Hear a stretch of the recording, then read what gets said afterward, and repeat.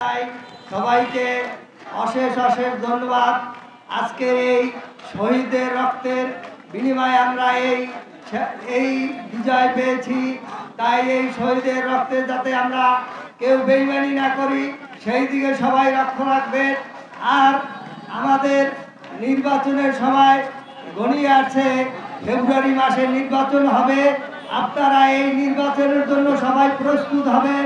আমাদের এই নির্বাচনে বিএনপিকে জয়যুক্ত করতে হবে। এই বলে আমি আমার বক্তব্য শেষ করছি। বাংলাদেশ জিন্দাবাদ, শহীদ অমর করছি। তারই পাশে আমি একটি কথা বলবো, 5ই আগস্টের আগে যারা কি করেছেন বাংলার জনগণ দেখেছে। 5ই আগস্টের পর কি করতেছেন নওশীবাসী তা দেখতেছে। আমি এখনো বলি আপনারা ভালো হয়ে যান।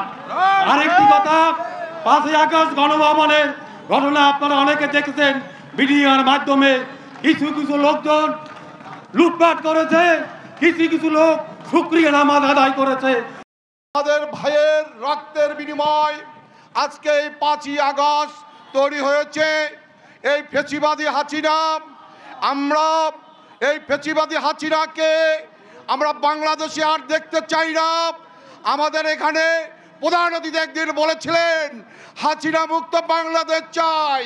সেই সাবেক আমাদের প্রধান অতিথি মাহবুব আলম নান্নু ঠিকই আজকে হাসিনা মুক্ত বাংলাদেশ তৈরি হয়েছে। শুধু সমাবেশে আজকে এই বিজয় মিছিলে আমরা বিজয় আনন্দ করছি, কিন্তু আজকের হাজার হাজার মায়ের বুক খালি, তাদের চোখের পানি চলছে। তারা রক্ত দিয়েছে আপনার আমার এই বিজয়ের জন্য। আপনি আমি যাতে স্বাধীনভাবে কথা বলতে পারি, আজকের তার মায়ের কান্না কিন্তু থামে নাই। সেই বুক কিন্তু হাহাকার হয়ে যাচ্ছে।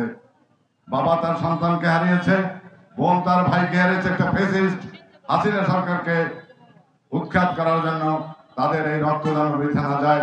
আমার আজকের এই সহযোগী বঙ্গ সংগঠন সহ সকল নেতৃবৃন্দের কাছে আবেদন, এরই মধ্যে তাদের যে স্বপ্ন বাস্তবায়নের জন্য বাংলাদেশ জাতীয়তাবাদী দল তার প্রতিশ্রুতিবদ্ধ। তারা 17টি বছর আন্দোলন করেছে এই স্বৈর শাসকের বিরুদ্ধে। তার এই পরিণতি হিসেবে আগামী নির্বাচন সামনে।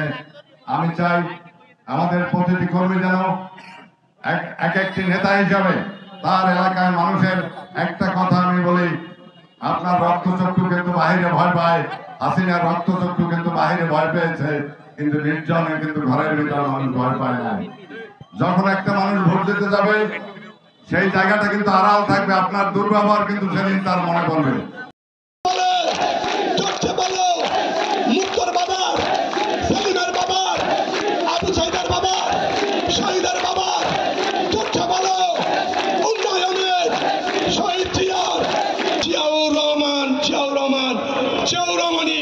বাংলাদেশ প্রতিষ্ঠা করছে কিয়ামত পর্যন্ত ইনশাআল্লাহ।